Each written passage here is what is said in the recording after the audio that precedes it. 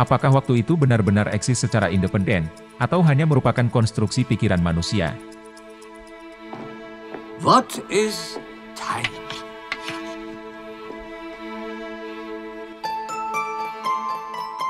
Beberapa filsuf dan fisikawan berpendapat bahwa waktu hanyalah cara kita mengatur peristiwa dan perubahan dalam alam semesta, sementara yang lain berpendapat bahwa waktu memiliki eksistensi yang objektif. Pertanyaan mengenai apakah waktu itu nyata, atau hanya ilusi filosofis, masih menjadi perdebatan dalam dunia akademik.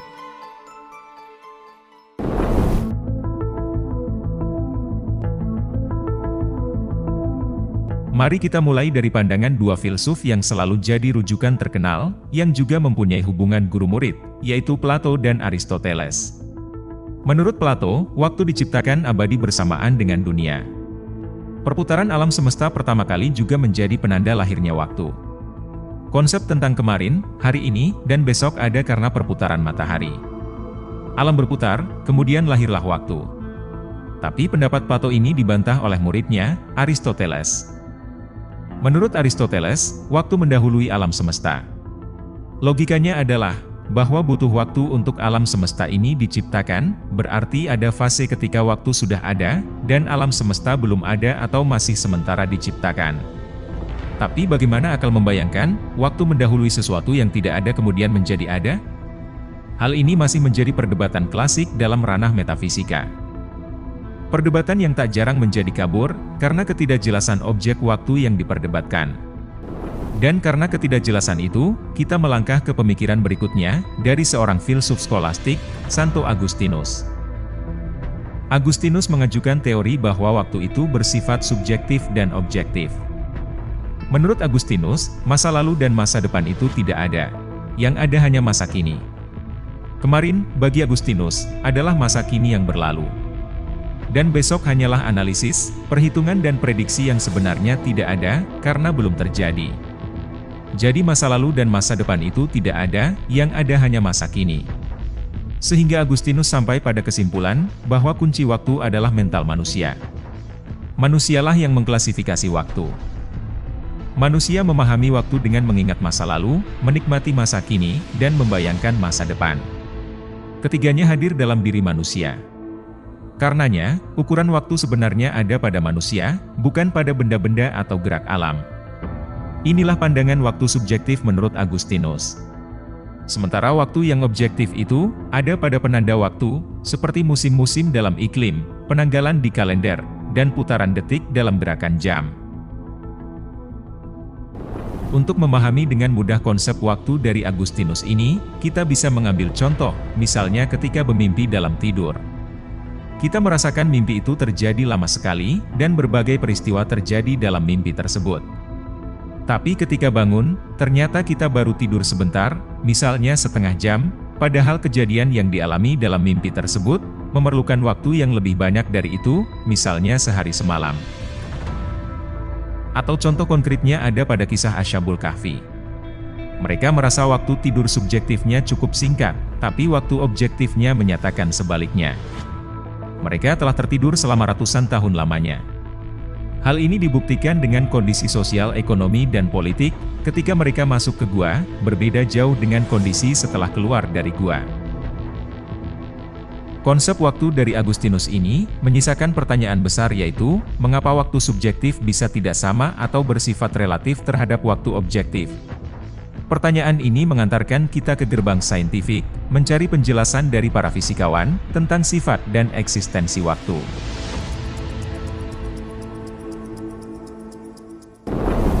When we describe motion, we do so as a function of time. 10 meters per second, 100 miles per hour. But the mathematical description of velocity is moot, unless we can define time.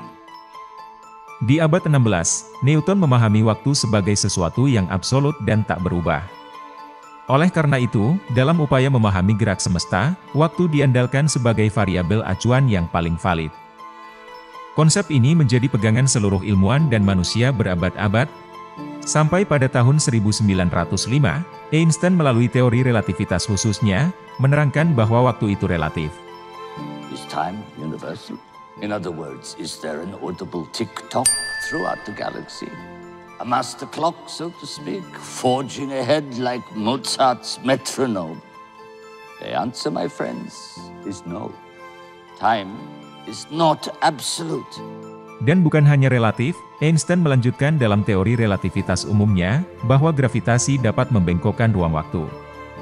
Gravitasi yang besar akan mengakibatkan waktu melambat, atau disebut juga dengan dilatasi waktu. Fenomena ini bisa dilihat di film Interstellar dalam scene planet Miller. Setiap jam di planet Miller, sama dengan 7 tahun waktu bumi. 7 years per hour here. Itulah sebabnya Einstein menyebut waktu itu hanyalah ilusi. In fact, for us believing physicists, the distinction between the past, present, and future is but a stubborn illusion. Terlepas dari apakah waktu itu hanya ilusi atau bukan, keberadaan kita dan realitas yang kita pahami memerlukan waktu untuk mewujudkan sesuatu. Seperti secangkir kopi susu, kita bisa mendeskripsikannya terdiri dari bubuk kopi, susu, dan air panas yang diaduk dalam gelas. Namun, jika tidak ada waktu yang digunakan untuk menggiling kopi, memanaskan susu, merebus air, dan mengaduk ketiganya dalam gelas, bisakah kopi susu itu ada?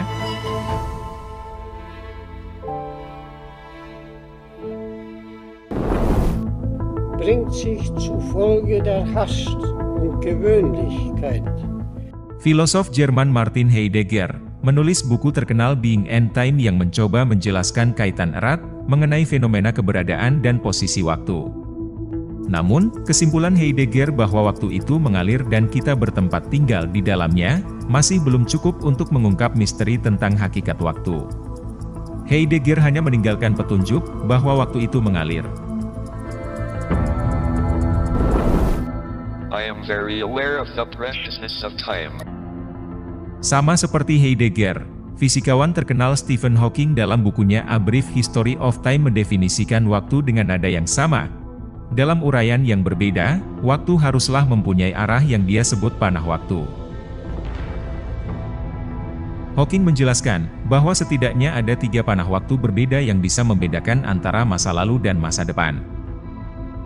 Pertama adalah termodinamika, yang menunjukkan waktu mengarah pada ketidakteraturan atau entropi. Kedua, waktu psikologis, yang kita rasakan dan membuat kita bisa mengingat masa lalu. Dan yang ketiga adalah waktu kosmologis, di mana alam semesta ini mengembang seiring waktu. Meski fisika cukup baik dalam menjelaskan tentang waktu, tapi rumus apapun tak diizinkan untuk mengintervensi arah waktu. Dengan kata lain, keberadaan waktu memang relatif, tapi arah waktu itu mutlak bergerak maju. Possibility. I don't know, some clever way we could maybe, I don't know, jump in a black hole, gain back the years. Don't shake your head at me. Time is relative, okay? It can stretch and it can squeeze, but it can't run backwards.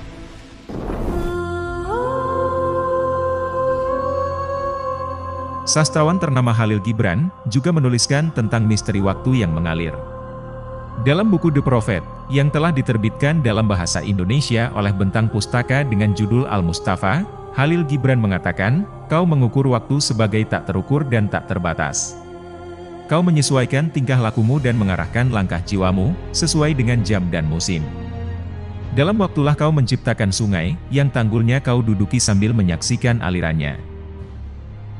Khalil Gibran mengisyaratkan kepada kita, bahwa betapapun kita mencoba mengukurnya dan membatasinya, hakikat waktu tetap tak terukur dan tak terbatas. Kita hanya diizinkan untuk mengamati alirannya, tapi tak kuasa untuk mengubah arusnya.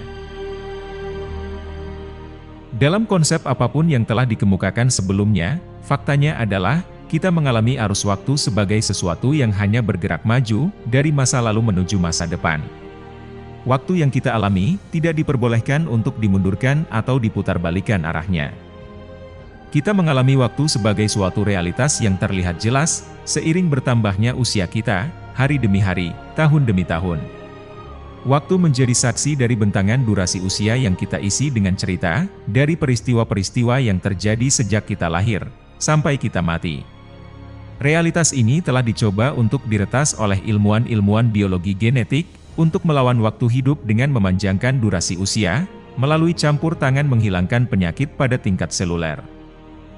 Evolusi manusia yang tercatat dalam jalinan DNA memberikan peluang bagi biologi genetik untuk mencoba meretas waktu. Membaca masa lalu lewat pelacakan leluhur, dan memanjangkan masa depan dengan percobaan memperbaiki sel-sel penyebab penyakit. Mungkin kelak, ilmuwan-ilmuwan akan mampu memperpanjang waktu hidup manusia. Melawan penuaan bukan hanya pada tingkat kulit yang tampak, tapi juga pada organ-organ vital yang tak tampak. Berbagai spekulasi ilmiah tentang usaha memanjangkan usia, juga dituangkan dalam film-film sains fiksi. Beberapa film mempertontonkan masa depan yang dihidupi oleh cyborg, manusia yang organnya diganti dengan mesin-mesin canggih dengan kecerdasan buatan, untuk memperpanjang masa hidupnya dan meningkatkan kemampuannya.